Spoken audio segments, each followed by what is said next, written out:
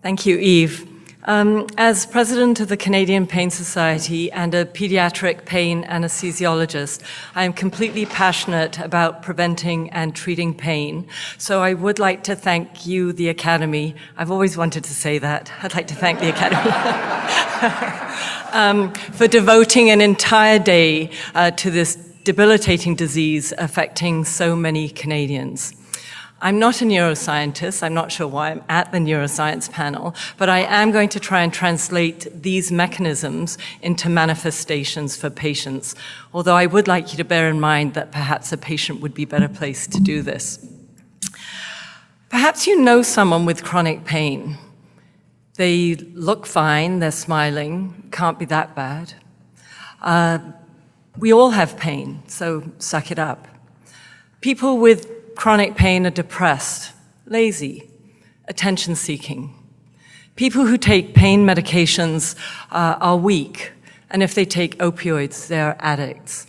These are all myths that are held widely and lead to stigma.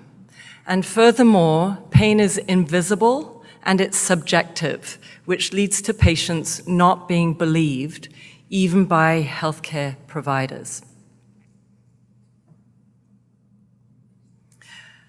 So, as my day job as a clinician, I try to learn what life is like for patients with pain. Let me tell you about Diana.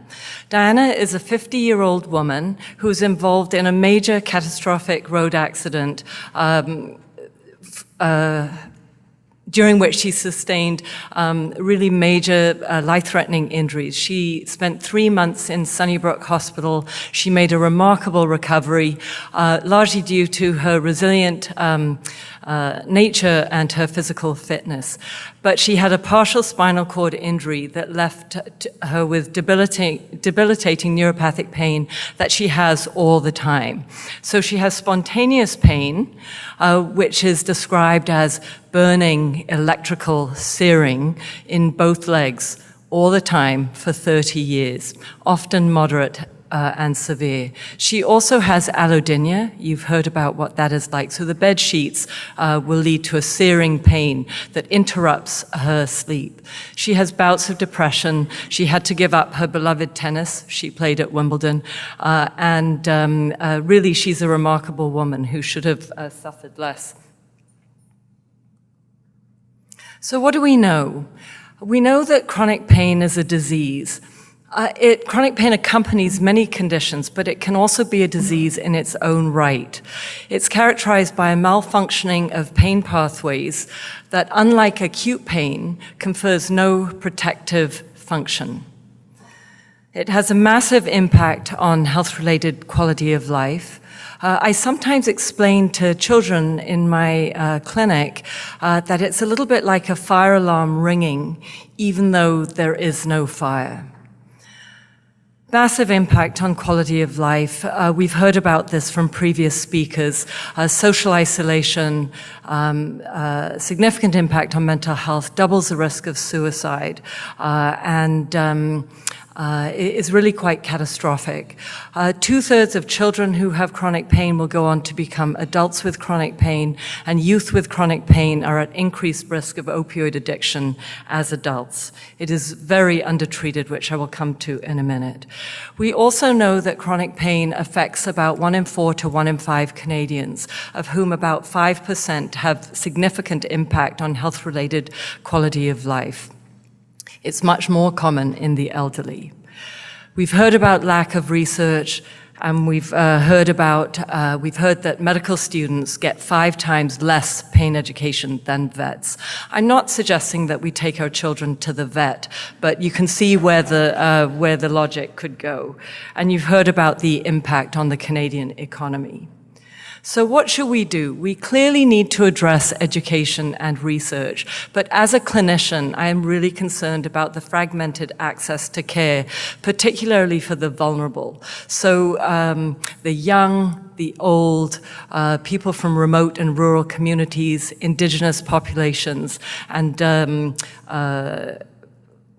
those with mental health and addictions. Doctors do not have the knowledge, skill, or not just doctors, healthcare providers do not have the knowledge, skill, and judgment to treat chronic pain. Pain medications don't work that well, and people who take opioids for chronic pain are often having them cut off for fear of reprisal from professional bodies. This is really has been a catastrophic thing that we've already heard about. So where do we go from here? This is a wicked problem. It has such complexity to it that there is not going to be a linear solution. We really need to establish a Canadian Pain Task Force to develop a Canadian pain strategy. And we're very excited that you here may be able to help us inform decision makers in this path. We need to reduce the societal impact of pain by reducing prevalence, burden, and stigma, so that we can improve the health of Canadians, which is one of the visions of the society.